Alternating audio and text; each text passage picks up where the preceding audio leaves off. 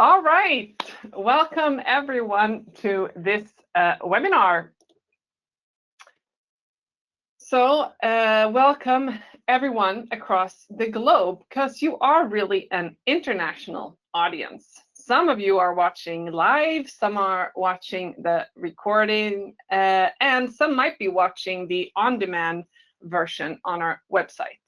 Either way, we are super excited to have you with us. We are the clinical and education team here at TePe Oral Hygiene Products in Malmö, Sweden. My name is Lina, and I have Sanjay here as well, and Michaela. Yes. So, Michaela, what do we have in front of us? Yeah, let's take a quick look at what we will be diving into today. We start with clinical update, followed by a brief overview of periodontal disease to make sure we are all aligned. Then we explore the concepts of primary, secondary, tertiary prevention and how each plays a role in maintaining periodontal health. We will also discuss how to approach interdental cleaning in both health and disease. And finally, I'm excited to introduce our new baby, EasyFit, and share what makes it so special. At TePe, we don't just provide products, we empower people with knowledge and tools to care for their oral health every day. Our vision to bring healthy smiles for life is something I and all of us working here at TePe truly believe in and work towards, because every smile tells us a story of health, confidence, and care. Yeah, so this webinar is part of a concept that we call Clinical Update Bites of Science. And for those of you not familiar with Clinical Update, I can tell you it consists of 3 parts that you now see on the screen. Each quarter starts with a newsletter that we send out if you subscribe to it. It's called Simply Science, and you'll also find it on our website. It's today's webinar, so that's the second event of the 3. And then throughout the quarter, we share educational social media content. So do follow us on Instagram. You see the address there at tepe.professionals. And the goal is to provide you as clinician with practical tips that immediately can be applied in your patient care and support your work in areas such as prevention, improving patient compliance, and enhancing overall oral health outcomes. So the clinical update is also closely connected to sustainable dentistry. And sustainable dentistry, well, that can include, of course, biking to work, recycling, using digital tools, and only take out what you need to reduce waste. But the most impactful approach is focusing on prevention, what we're going to be talking about today. So the 2 main goals of sustainable dentistry are improving patients' quality of life and reducing the environmental impact of dental care. By prioritizing prevention, we can maintain oral health and prevent disease, but also reduce the need for dental visits, which minimizes travel, emissions, and dental material use. So it's a win-win. And thank you all for joining us today. We hope that you will find this webinar valuable in enhancing your clinical practice and contributing to a more sustainable future in dentistry. Feel free to comment and do ask questions. It's a little chat box on your screen, or it should be. And then at the end, please fill out our survey at to make us improve. Sanjay. Okay, let us start with a quick introduction to TePe and where the journey started. The story goes back to 1965, when a Swedish woodcarver named Henning Eklund developed a triangular dental wooden pick. So he did this together with 2 professors from Malmö School of Dentistry. So basically combining science with innovation. Not only was this starter of the company, but it also set the foundation for the collaboration with dental professionals. So today we have a proud partnership with the Swedish Dental Hygienists Association and the Swedish Society of Periodontology and Implantology. And we've gone from a wooden pick to full range of all hygiene products, and we sold in more than 80 countries. Lina. Yes. All right, let's go back to 1965, the year when TePe was founded, but also the year when this groundbreaking study was published. So what they did was that they asked dental students to stop brushing and cleaning their teeth to see how long it took for gingivitis to develop. And from this study, we know that gingivitis is initiated by plaque, but also that it's reversible. Moving on a couple years to 1973, and again, dental students were the study subjects. They were divided into 4 groups, removing plaque every 12, 48, 72, and 96 hours.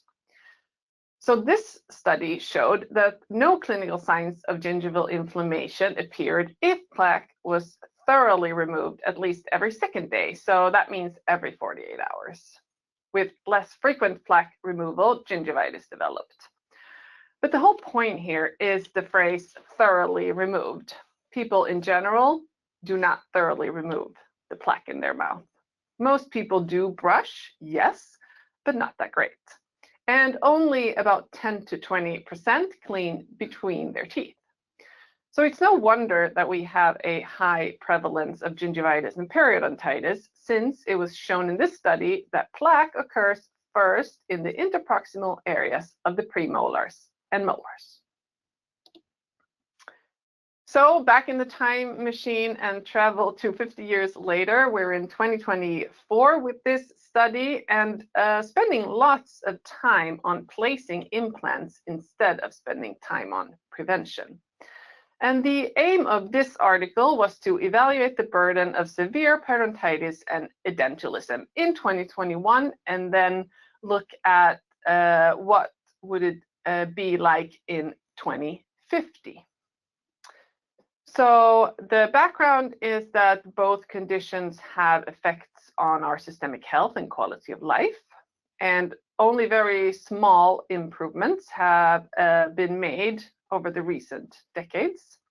And given the increasing and aging global population, the number of individuals affected by periodontitis and edentulism is anticipated to rise, especially in low and middle income countries. So they conclude here that prevention is still an unresolved issue, and to solve this, we need to put focus on public health interventions. And this report, which I hope that you've heard of, Time to Take Gum Disease Seriously, was published in 2021. It states that it's actually worth investing efforts in eliminating the occurrence of gingivitis and avoiding the progression to periodontitis. Increased prevention, diagnosis, and management of periodontitis provides major economic advantages, and patient home care, of course, plays a crucial role in reducing the risk of oral disease. And they did this economic analysis, which showed that eliminating gingivitis using home care prevention techniques such as toothbrushing, interdental brushing, and also increase the rate of diagnosis and management of periodontitis has a positive return on investment in all of the European countries in this study. So in the picture, you see an example of some countries, and how much they get in return pretty much has to do with how much they now spend on the cost of periodontitis. So the answer would be to eliminate gingivitis, a little bit like we have to eliminate fossil fuels in order to keep living on this planet. Eliminating gingivitis can't be done without a better integration of dental and general health care. Maybe a universal health coverage could be the answer to this. But now Sanjay will talk about what prevention really is. Thank you, Lina. So let's start with the definition of prevention. So we've taken the World Health Organization's definition, which is the measures and behaviors used to maintain healthy teeth and gums, to reduce the risk of developing oral diseases, and to detect and treat dental problems at an early stage. So in other words, prevent diseases, but also detect and treat at early stages. And prevention is sustainable dentistry. If we go back to what Lina mentioned earlier about sustainable dentistry, prevention is the key. By preventing disease, we reduce the need for treatments, we improve the quality of life for our patients, and we lower the emissions long term. But to be able to prevent and treat diseases, first we need to be able to diagnose them. So let us start with the 2017 classification and go through the criteria of periodontal health and periodontal diseases. So why do we need to know what health is? It is to be able to have an endpoint for treatment for periodontal diseases. So what is a clinical periodontal health? Well, it's the absence of redness, swelling, and separation. Bleeding and probing needs to be less than 10%. No attachment loss. And the bone level needs to be 1 to 3 millimeters from the cement enamel junction. So unless the bone loss have been caused by something else, like caries, fractures, restorations, we call that a reduced periodontium, and that's also considered healthy. And as you can see, we have the criteria for health on an intact periodontium and for a reduced periodontium. But what makes it a bit different is on a stable periodontitis patient, where you can see that we can even have 4 millimeter pockets as long as we don't have any bleeding. And the reason we say 4 millimeters, it can be very hard to achieve 3 millimeter pockets in a periodontitis patient. And it might lead to overtreatment if we aim for 3 millimeters on these patients. Now, moving to gingivitis. Gingivitis is an inflammation caused by the interactions of plaque and the immune response together. It remains in the gingiva and does not extend to the periodontal attachment. The clinical signs of inflammation, we have redness, we have swelling, and we have bleeding on probing, separation. We still want to have 3 millimeter pockets, but with gingivitis, the bleeding is more than 10% of the size. We cannot use radiographs to diagnose gingivitis, and it is reversible. It can take like from 1 to 10 days to heal once the plaque has been removed. And going back to this one, so we have the criteria, which is a bit different again when it comes to periodontitis patients. So they can still have gingivitis, so they have bleeding on more than 10% or more on the sides, and they're still gingivitis patients then. But if they have a 4 millimeter pocket with bleeding, then they become a periodontitis patient again. So then they kind of take a step back. So it's really, really important with the bleeding. Now, the reason we take gingivitis and bleeding so seriously is that gingivitis does not always lead to periodontitis, but periodontitis is always preceded by gingivitis. And this is also believed for peri-implant diseases. So it is believed that peri-implant mucositis always precedes peri-implantitis.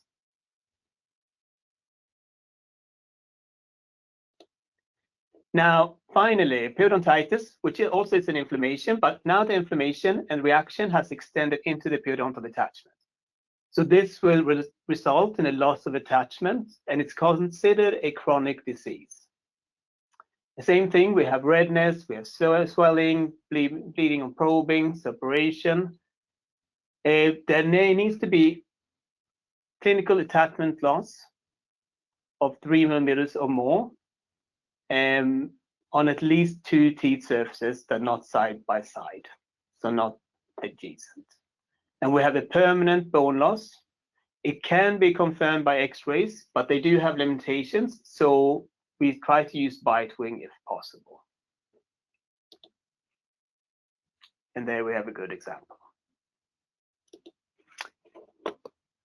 Now, when we can diagnose, then we can start to prevent disease. So let us start with the different stages of prevention. So we have primary prevention. So now we're trying to prevent disease, to keep the healthy patient healthy. Secondary prevention, then it's about preventing disease to reappear. So this can be a healthy patient that has suffered from gingivitis. And in some cases, we even include mild periodontitis in secondary prevention, and it's different from literature to literature. Tertiary prevention, then we are trying to maintain a disease to slow its progression.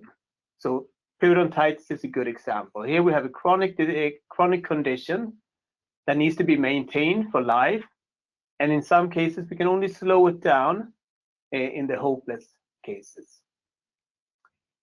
But we need to remember that primary, secondary, and tertiary prevention, it's on patient level. So it's individual. But what comes before, it's called primordial prevention. And this is on the society level.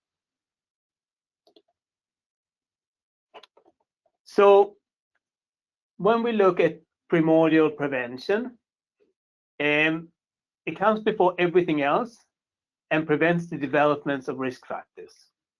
It targets the whole population and is promoting healthy behaviors like no smoking, balanced diet, physical exercise, good oral health behavior, dental attendance, and more. And we have a couple of good examples from Sweden. We have that started in the 60s, called the fluoride lady, where we had dental nurses and then later on dental hygienists that went out to the schools and got all their kids, school kids, to rinse with the fluoride. And it really lowered the prevalence of caries. And towards the 90s, the program was canceled. We also have another public health campaign that started in the 50s called Saturday Candy, that we should only eat candy on Saturdays. And that's still happening today, that we tell the kids they can only have candy on Saturdays.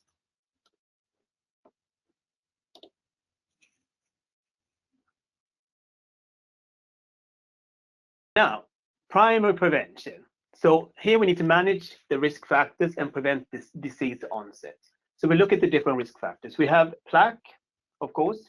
Then we have local factors, and that's factors that enhances plaque retention. So it can be overhang, calculus, retainers. We look at the systemic factors. That's changes to the body's response to plaque.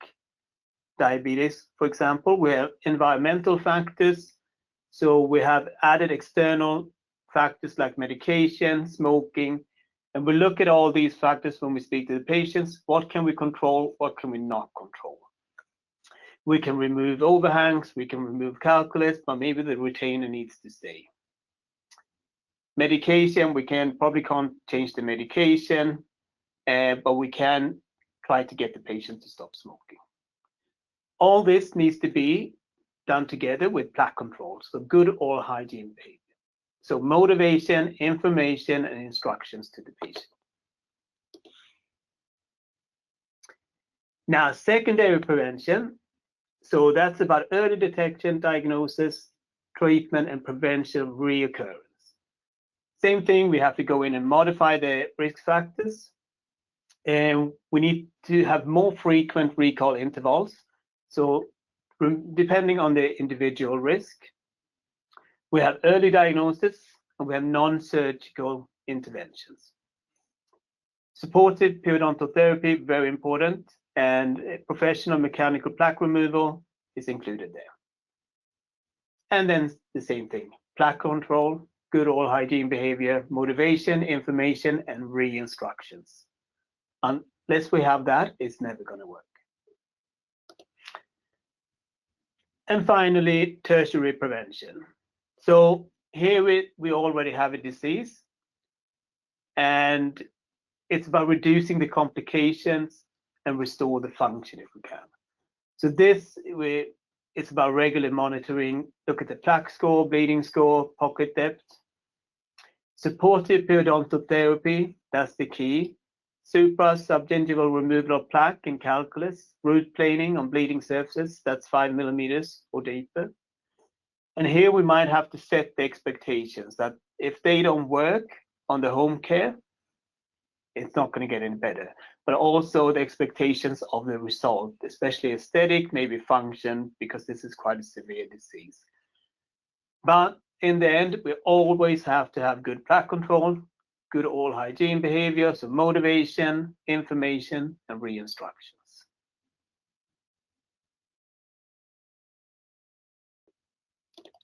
And I'll let you take over here, Michaela.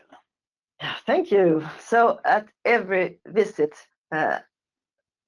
when an opportunity for us to make a difference, inform patients about the link between oral and overall health, reassess, discuss and manage risk factors, and guide them towards healthier habits. The cornerstone is daily good plaque control for periodontal health and treatment success at all stages of gum inflammation. And that was emphasized in the latest published practice guidelines, providing recommendations to prevent, treat periodontitis, and for maintenance care. The importance of oral hygiene instruction, toothbrushing, and as you can read, they recommend interdental brushes for these patients. But there are other tools for cleaning in between. So let's take a look at the interdental cleaning section. TePe has products for all occasions, needs, motivation, patient preferences, and recommendations. A wide range of interdental cleaning tools. And we will go through them one by one. TePe has 3 different types of floss. To the left, our dental floss, which is made of 100% recycled plastic bottles. It is an expanded floss which adapts itself to dental spaces with a fresh mint flavor and covered with avocado oil to slide easily between teeth. In the middle, our mini flosser, a floss on a handle, which is much easier tool to manage. And to the right, you see our bridge and implant floss.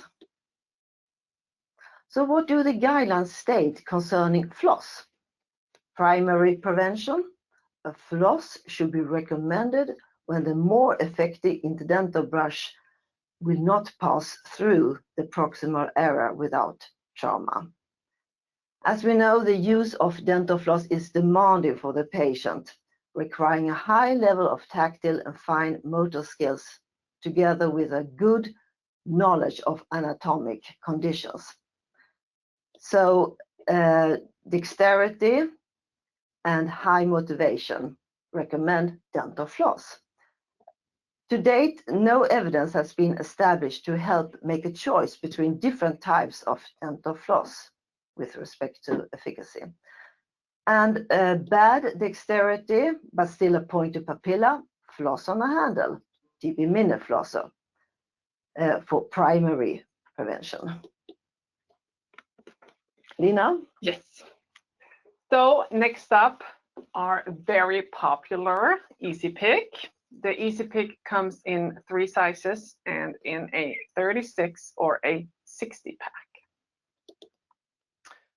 So who should use Easy Pick and in what situations? Well, the Easy Pick is great in primary and secondary prevention since there are studies for this type of product on healthy people and people with gingivitis. However, there are no studies probing pocket depth reduction, thus making this product suitable only as a complement for periodontitis or implant patients. Someone was crawling on the floor, sorry.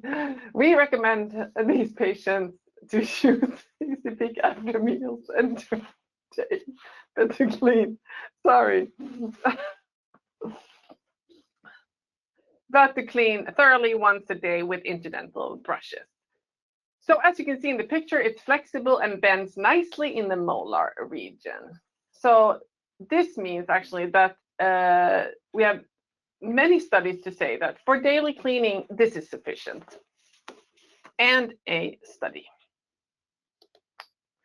So we wanted to compare the sustainability of regular use of two different interdental cleaning tools. Actually, the ones we've seen so far, floss and rubber toothpicks. So pretty much they wanted to see which product the participants stayed with longer. So look at the sustainable use. Participants were recommended to clean the interdental areas at least once a day, like we always recommend. But regular use was defined in this study as using the tool 3 or more times a week. And sustainability here is the number of weeks with regular use. And of course, the use went a little bit up and down. We know it does. So if we look at the studies that look at how we automate a behavior that says that it takes 66 days to create a new habit. When creating a new habit, it always goes up and down a little bit. It's not linear, but that's fine actually. We still create a new habit if we try to stick to our new routine. And also, all participants were instructed to brush their teeth twice daily with a fluoride toothpaste. And here you can see the schedule, 54 periodontally healthy individuals. So they had recall after 8 and 24 weeks. Then they brought in their waste so they could see that they hadn't cheated. And they filled out this tracking schedule. And for floss, the mean number of weeks that the participants were using the product was, as you can see, almost 5 weeks. And for the rubber interdental pick, it was almost 13 weeks. So actually quite a difference there. So they say that the use of rubber toothpicks can be recommended for superior sustainability in periodontally healthy individuals here, providing that, of course, the interdental space allows passage. I think we're back to Michaela. Yeah. Okay. So now moving on to interdental brushes, and we have all 9 ISO sizes in our collection, from the tiny pink to the big black. Though our black looks very big, the passage hole diameter is, oh sorry, I have to press, is only 3.4 millimeter. So a clinical example of secondary prevention. This is a patient with gingivitis, starting to daily use our smallest interdental brush. After some weeks with good daily cleaning, no bleeding at proximal sites, healthy tissue, just as in the old study by Lang, as Lina went through. The tissue becomes healthy quite quickly after if the plaque layers are disturbed every day or every second day. And to the left you see the Maryland bridge. So an example of tertiary prevention, trying to maintain or slow down the progression of peri-implantitis after treatment. So which tool would you recommend here? Yes, as you probably have guessed, the black interdental brush. Some may think that the black is only a brush to use when there is a missing tooth, but sometimes the space between teeth or implants are roughly 3 millimeter, and then the black brush will then fit perfectly in. Is of course the best tool to use to clean between. We also have the softer range of brushes, TePe Extra Soft, with paler colors available in 6 sizes. And Extra Soft can be recommended for elderly with less saliva after good professional cleaning, or for tertiary prevention in patients who had a lot of treatment and complains that the original interdental brush feels harsh. And sometimes I personally move up 1 size to feel enough resistance. TePe Angle with a long handle. For some patients, the longer handle facilitates to reach further back. So clinical examples. and sometimes easier to clean from the lingual side, as you know. And TePe angle again, clinification, grade 3. Yeah. Somehow I end up with the studies. But anyhow, I thought this was quite an interesting study. And as you can see, the aim of the study was to compare the effect of oral irrigators or interdental brushes as adjuncts to toothbrushing and dental flossing to improve periodontal condition and reducing recurrent periodontitis among patients under periodontal maintenance therapy. So they had 142 individuals, at least one periodontal maintenance treatment within 12 months. And T1 or baseline was after active periodontal treatment, and T2 was after 6 years, so quite a long study actually. And they did a full perio assessment, and also they assessed the oral hygiene habits.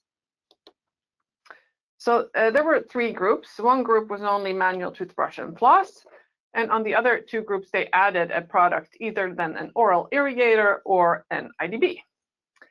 So results, you can see recurrent periodontitis was significantly higher in the group that only used the floss when they compare to the other 2 groups. And also probing depth, bleeding on probing, attachment level, plaque index, tooth loss were significantly higher in the floss only group compared to the other groups. And some extra points here is that smokers in the floss group only presented 6 times more chance of recurrent periodontitis. And remember, smoking is something we work with already in primordial prevention to get people to stay away from tobacco. The brushing floss group presented a 2 times higher chance of recurring periodontitis compared to the groups with IDB or oral irrigator. Proximal areas were the ones that present the greatest rates for recurrent periodontitis. And since the Langla study in '73, we know why. It's because the plaque accumulates fastest in the premolar and molar area, interdental spaces. And recurrent periodontitis is highly influenced by poor biofilm control. So why do I like this study so much then? Well, because, in other words, it tells us clearly that floss is not enough for perio patients. Yeah, and EFP clinical guidelines also emphasize the use of interdental brushes for supportive care, but of course tailored individually. And maybe even more specialty brushes are needed for some patients and clinical situations. Clinical example of universal care. And here's our bestseller Compact Tuft, a versatile specialty brush, tertiary prevention. And from the EFP guidelines, floss is not an option for periodontal maintenance patients, just like the study Lina just went through. So at every session, repeated individual tailored instructions and professional mechanical plaque control.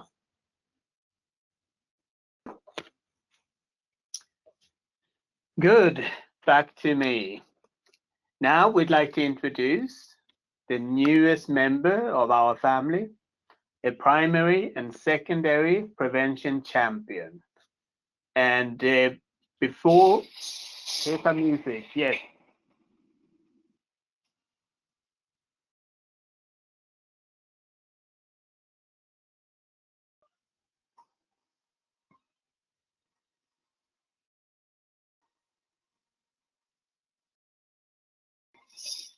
TePe Easy Fit. Woo! There we go. Excitement in the room. We also have the largest. We have the largest size. Now, to give you a little bit of background, how did this product come about? So when we as professionals, we choose an interdental cleaning product for our patients, we use scientific evidence. What works, what does not work. If you listen to Lena, you've learned a lot about what works and does not work according to science. If you listen to Michaela, you go with clinical experience. So we need that as well. And then, of course, we need to look at the patient's need, individualize, and also actually respect their preferences. So when we looked at this, we looked at the products that's out there. We felt there's a group of patients that slips through the cracks. And we do know that they need to use interdental cleaning products to prevent future oral health problems. And we believe they know that as well. And the reason they don't use it is because they struggle to create a daily routine. When it comes to interdental brushes, it can be hard to get the size if you haven't had a recommendation, so they don't know what size to use. And they want an easy and comfortable solution. I'm not saying that they are lazy, but they want an easy and a comfortable solution. So what did we come up with, Nick?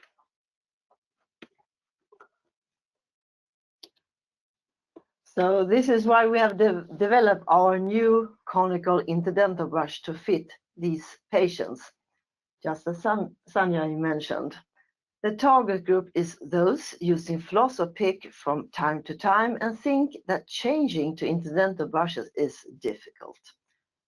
Patient occasionally uses cylindrical interdental brush, our original, but lack motivation. And for primary or secondary prevention, healthy or gingivitis.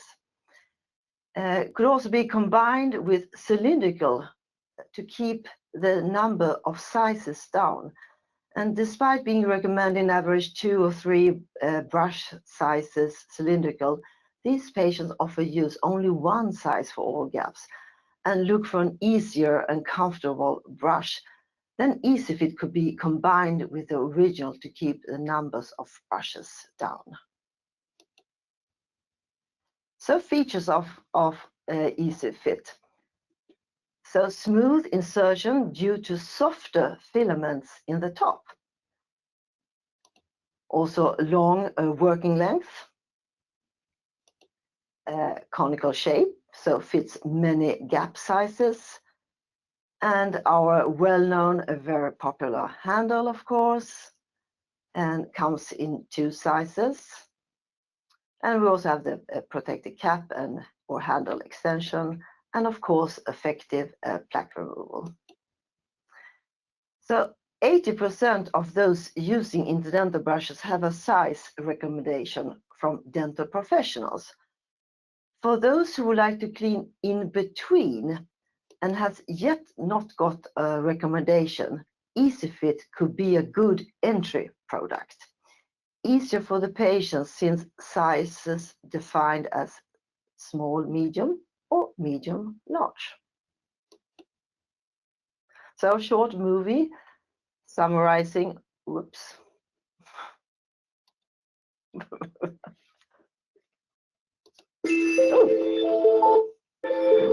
You don't hear a sound.